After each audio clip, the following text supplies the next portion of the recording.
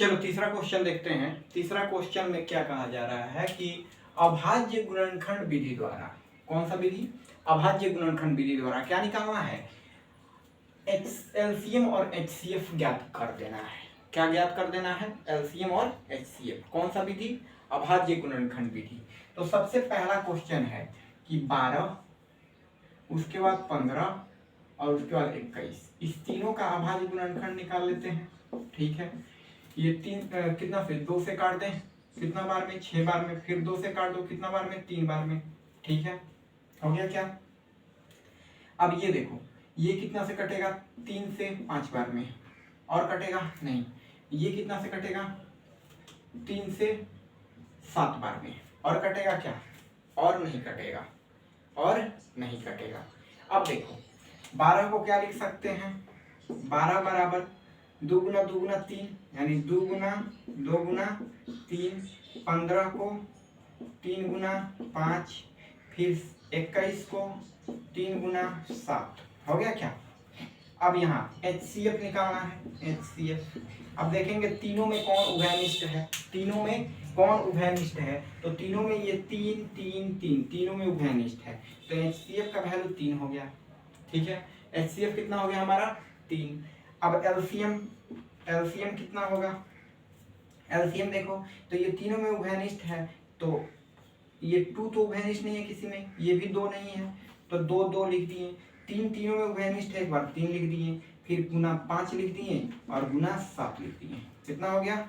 2 दूना 4, 4 3 12, 12 25 60 और 6 7 6 42, यानी 400 कितना? 20। कितना हो गया? 420। यानी ये हमारा एलसीएम हो गया कितना? 420। दूसरा क्वेश्चन देखते हैं। दूसरा क्वेश्चन क्या है कि 17 23 और 29 का HCF और LCM निकाल देना है। 17 23 और 29 का। ठीक है, तो 17 का क्या होगा? 17 का प्राइम फैक्टर करें तो 17 का देख लो, फिर 23 का और फिर 29 का। ये 17 कुछ कटेगा क्या? नहीं, 1 से 17 बार में ही कटेगा, 1 से 23 बार में ही, 1 से 29 बार में ही। यानी 17 के बदले लिख सकते हैं 1 गुना 17, 23 के बदले लिख सकते हैं 1 गुना 23, 29 के बदले लिख सकते हैं 1 गुना 29। ठीक है, तो HCF कितना हो जाएगा? HCF सब में एक एक उभयनिष्ठ है, 1 हो जाएगा।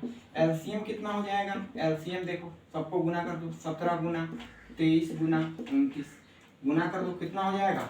गुना करो, 17 गुना 23, 17 गुना 23 गुना 29, कितना हो जाएगा? 11,339। शायद करके देख लो, इसको मल्टीप्लाई कर लो, फिर 29 से मल्टीप्लाई कर लो, 11,339 हो जाएगा। ठीक है, अगला last 3 number question. 3 number question क्या है? 3 का 3 8 है, तो 8 का क्या निकालो? अभाज्य गुणनखंड 4 बार में, फिर 2 से 2 बार में। ठीक है, फिर 9 का निकालो, 9 का कितना से? 3 से 3 बार में। ठीक है, फिर 25 का निकालो, 25 का 3 से तो कटेगा नहीं, 5 से 5 बार में। ये हो गया। 8 के बदले क्या लिख सकते हैं? 2 गुना 2 गुना 2। 9 का क्या लिख सकते हैं? 3 गुना 3। 25 का क्या लिख सकते हैं? 25 का 5 गुना 5। अब बताओ HCF का बात करें तो HCF का बात करते हैं तो HCF इसमें कितना हो जाएगा? देखो HCF कितना हो जाएगा? HCF कितना हो जाएगा? HCF कुछ कॉमन है क्या? कुछ कॉमन नहीं है। कुछ कॉमन नहीं है, इसका मतलब कितना कॉमन है? 1 कॉमन है, क्योंकि इसको फिर 2 से डिवाइड करेंगे 1 आएगा, फिर 3 से डिवाइड करेंगे फिर 1 आ जाएगा, फिर 5 से डिवाइड करेंगे तो यहाँ 1 आ जाएगा, यानी सब में 1 1 है। HCF हमारा कितना हो गया? 1। LCM का बात करते हैं। LCM का तो क्या कर देंगे?